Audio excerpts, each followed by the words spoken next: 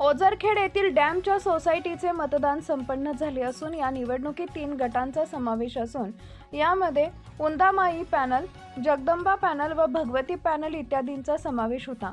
उनंदामाई पॅनलचा दणदणीत विजय झाला। या पॅनलमध्ये अंबादास मंगळू गावी, खंडू काळू गांगोडे, सुखदेव संतू गांगोडे, लक्ष्मण पांडू घोरपडे, शिवाजी साहेबराव जाधव, उत्तम दौलत धुळे, जयवंत वामन लहरे, भरत संपत वाघ, लीलाबाई सुरेश यादव, गुंताबाई जगन लाडे, विजय भरत वाघ, संजू दत्तू लाडे इत्यादी उमेदवारांचा समावेश असून 12 उमेदवारांपैकी 9 उमेदवार प्रचंड मतांनी विजयी झाले तर 3 उमेदवार पराभूत झाले।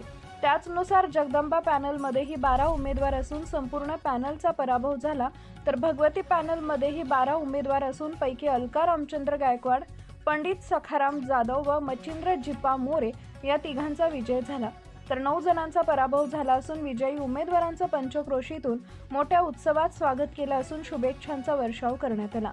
दिंडोरी वृत्तांत न्यूज मुख्य संपादक सुरेश सुरासे, वणी, दिंडोरी।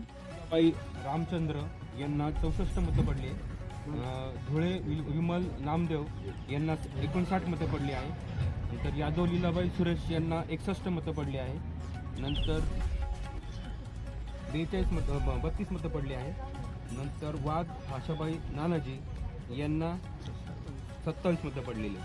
त्याच्यामध्ये विजय झालेले आहे गायकवाड अलकाबाई रामचंद्र आणि 64 मतदान पडले त्यांना, आणि यादव लीलाबाई सुरेश 61 मतदान पडले। या दोघी जण विजय झालेले आहे।